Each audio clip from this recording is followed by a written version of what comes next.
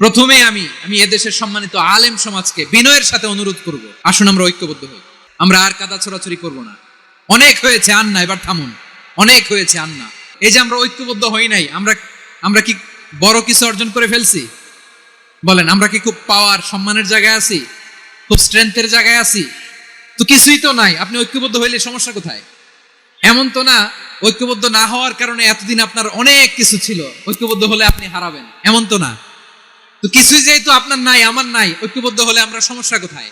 ঐক্যবদ্ধ হয়েই দেখি না, ঠিক কিনা? এখন আমরা যদি ঐক্য নষ্ট করি, আমাদের কি কি সমস্যা, কি ক্ষতি, কি কুফল? অনৈক্যের কুফল কি? কয়েকটা কুফলের কথা বলে শেষ করবো। প্রিয় ভাইরা, what are the drawbacks and disadvantages of division, social and political division in the society? Disunity. আমরা যদি বিচ্ছিন্ন হই, একে অপরের যদি মারামারি করি, একজন যদি আরেকজনের কাফের ফতোয়া দেয়, আমাদের কি ক্ষতি? শুনবেন? কথা কয় না, শুনবেন? এক নাম্বার ক্ষতি হচ্ছে, আমরা যদি বিচ্ছিন্ন হই, আমাদের শক্তি কমে যাবে, আমাদের পাওয়ার আমরা হারাবো। আমাদের কি হারাবো? পাওয়ার। মনে রাখবেন, যখন আমি একা থাকি তখন আমি ব্যক্তি, যখন আমরা সবাই মিলি তখন আমরা শক্তি। এই শক্তি নিয়ে আমাদের সামনে এগিয়ে যাওয়ার দরকার আছে না নাই? তাহলে আমরা যদি নিজেরা বিরোধে লিপ্ত হই, আমাদের ক্ষমতা, পাওয়ার ছুটে যাবে। আমরা এই পাওয়ার হারাতে চাই না, ঠিক কিনা বলেন? রব্বুল আলামিন ঠিক তাই বললেন। রব্বুল আলামিন বললেন, খবরদার, ওয়াতিউল্লাহ ওয়া রাসূলাহু ওয়া লা তানাযাউ ফাতাফশালু ওয়া তাযহাবা রিহুকুম ওয়াসবিরু ইন্নাল্লাহা মা'আস সাবিরিন। আল্লাহর আনুগত্য করো, নবীর আনুগত্য করো, কিন্তু খবরদার নিজেরা বিরোধে লিপ্ত হয়ো না, নিজেরা মারামারি করো না, তাহলে তোমাদের শক্তি কমায় দিবে কে? ফাতাফশালু, তোমরা সাহস হারাবা, ওয়া তাযহাবা রিহুকুম, তোমাদের শক্তি কমে যাবে, পাওয়ার কমে যাবে। তাহলে আমরা যদি নিজেরা মারামারি করি, আমরা নিজেরা যদি বিচ্ছিন্নতায় লিপ্ত হই, আমরা যদি মতানৈক্য করি, তাহলে আমাদের শক্তি কমে যাবে, ঠিক কিনা? আমরা শক্তি কমাবো।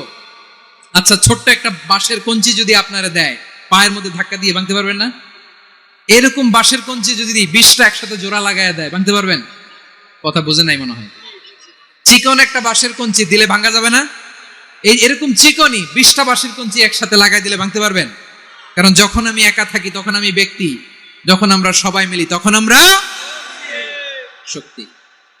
আমরা যেন শক্তি না হারাই। আমরা বিরোধে লিপ্ত হলে আমাদের শক্তি কমে যাবে। এই হচ্ছে 1 নম্বর ডিসঅ্যাডভান্টেজ। 2 নম্বর ডিসঅ্যাডভান্টেজ হচ্ছে, আমরা নিজেরা বিরোধে লিপ্ত হলে অন্যরা আমাদের মাথায় কাঁঠাল ভেঙে খাইতে সুবিধা হয়। কথা বুঝেন নাই? আমরা যদি বিরোধে লিপ্ত হই, তাহলে পরাশক্তিগুলোর সুবিধা, তখন আমাদের কাউকে দিতে হবে ট্রানজিট, কাউকে দিতে হবে সেন্ট মার্টিন, কাউকে দিতে হবে দেশের অর্ধেক। চিল্লায় বলো ঠিক কিনা? নিজেদের প্রবলেম সলভ করার ক্যাপাসিটি আমাদের আর থাকবে না। আমরা যদি বিরোধে জড়াই, আমার কলিজার টুকরা পেকুয়ার ভাইরা, আমরা বিরোধ করব না, আমরা বিচ্ছিন্ন হব না। নিজেরা বিরোধে জড়ালে পরাশক্তিগুলো আমাদের মাথায় কাঁঠাল ভেঙে খায়। তখন ভারতের পিছনে দৌড়াতে, আমেরিকার পিছনে দৌড়াতে আমাদের জুতার তলা ক্ষয় হইয়া যাইবে। নিজেদের প্রবলেম সলভ করা যাবে না। আমরা যদি অন্যের পিছনে না দৌড়াতাম আর এই বিরোধকে থামাতে পারতাম, বাংলাদেশ আজকে যেখানে আছে তার কমপক্ষে 50 গুণ সামনে থাকতো। চিল্লায় বলেন ঠিক কিনা?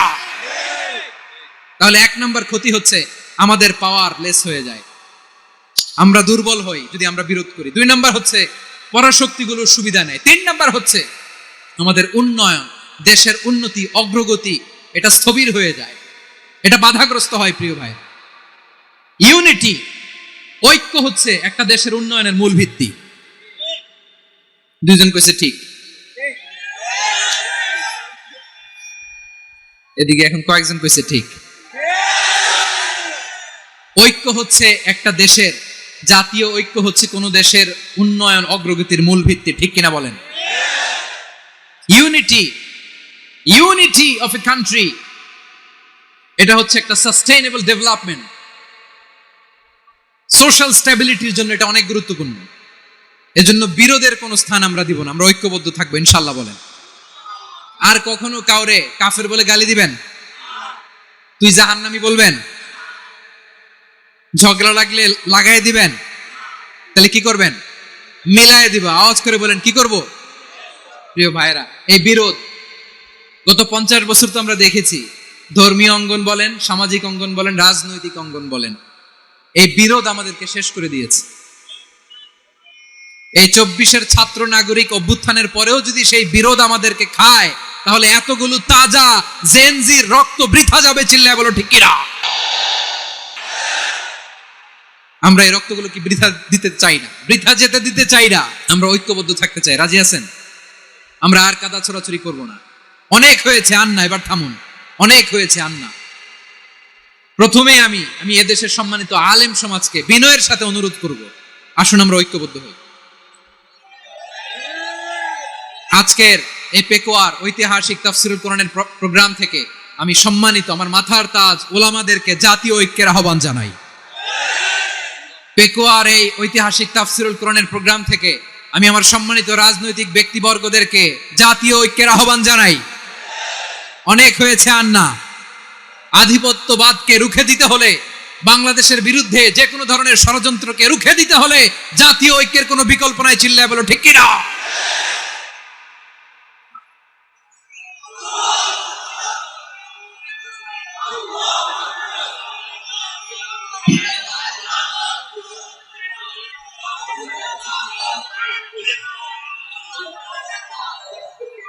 আমার প্রিয় ভাইরা,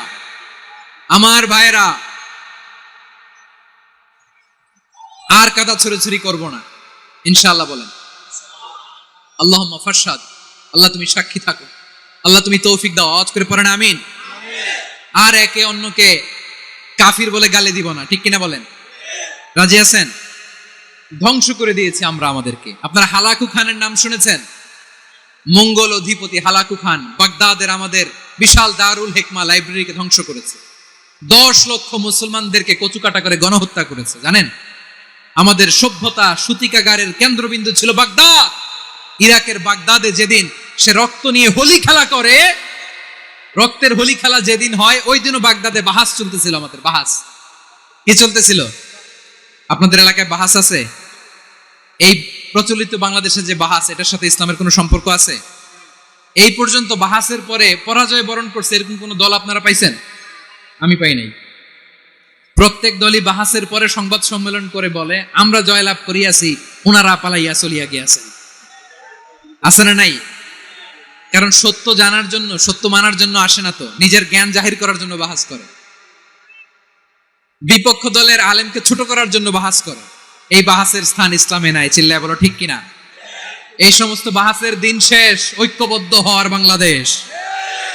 প্রিয় ভাইরা, হালাকু খান সে দারুল হিকমা লাইব্রেরি জ্বালিয়ে পুড়িয়ে এই সব দামি দামি বইগুলো, আমাদের দামি দামি ঐতিহাসিক তুরাসি ক্লাসিক বইগুলোকে দজলা নদীতে ফেলেছে। পুরা দজলা নদী কালো হয়ে গিয়েছে। 10 লক্ষ মুসলমানকে গণহত্যা চালিয়ে এই রক্তের বন্যা যখন দজলা নদীর পানিতে মিশে গিয়েছে, দজলা নদীর পানি লাল হয়ে গিয়েছে। যেই দিন বাগদাদে গণহত্যা চলে, ওই দিনও বাগদাদে বাহাস চলতেছিল। কিসের বাহাস জানেন? মেসওয়াক, ডান মারি থেকে করা সুন্নাহ, এটা আমরা জানি। এখন কি উপরের মারি না নিচের মারি? বাহাসের বিষয়। এই বাহাস করবেন আপনারা? বিশ্ব যখন এগিয়ে চলেছে, আমরা তখন বসে বিবি তালাকের ফতুয়া খুঁজেছি কোরআন হাদিস চষে। তালাক ইসলামের অনেক গুরুত্বপূর্ণ অনুষঙ্গ। তালাক কোরআনের একটা সূরা। কিভাবে তালাক হবে না হবে আমাদের ফোকাহায়ে একরাম, আমাদের আকাবিররা সব বলে গিয়েছে, সব জানা। আপনি হয় এটা মানবেন, নয় ওইটা নিয়ে বাহাসের দরকার নাই। ওইটা নিয়ে মারামারির স্থান ইসলামে নাই। আওয়াজ করে বলেন ঠিক কিনা? এখন পেকুয়ার ভাইরা, শেষ কথা বলি, আওয়াজ করে বলেন আমরা ঐক্যবদ্ধ হতে চাই কি চাই না? চান? এই যে আমি বিনয়ের সাথে আলেম সমাজকে জাতীয় ঐক্যের আহ্বান জানালাম, এটার সাথে আপনারা সংহতি প্রকাশ করেছেন? বিনয়ের সাথে আজকের এই পেকুয়ার ময়দান থেকে আমাদের রাজনৈতিক নেতৃবৃন্দদেরকে জাতীয় ঐক্যের আহ্বান জানাই, আপনারা সংহতি প্রকাশ করেছেন? এখন এটা রোড ম্যাপ কি, কিভাবে আমরা ঐক্য প্রক্রিয়াতে এগিয়ে যাব? শেষ কথা বলি, একেবারে সহজ। আমাদের ওলামা মাশায়েখদেরকে, আমার মাথার তাজ, তাদেরকে আমরা বলি, এই যে আমরা ঐক্যবদ্ধ হই নাই, আমরা কি বড় কিছু অর্জন করে ফেলছি? বলেন, আমরা কি খুব পাওয়ার সম্মানের জায়গায় আছি? খুব স্ট্রেংথের জায়গায় আছি? তো কিছুই তো নাই। আপনি ঐক্যবদ্ধ হইলে সমস্যা কোথায়? এমন তো না ঐক্যবদ্ধ না হওয়ার কারণে এতদিন আপনার অনেক কিছু ছিল, ঐক্যবদ্ধ হলে আপনি হারাবেন, এমন তো না। তো কিছুই যেহেতু আপনার নাই আমার নাই, ঐক্যবদ্ধ হলে আমরা সমস্যা কোথায়? ঐক্যবদ্ধ হয়েই দেখি না, ঠিক কিনা?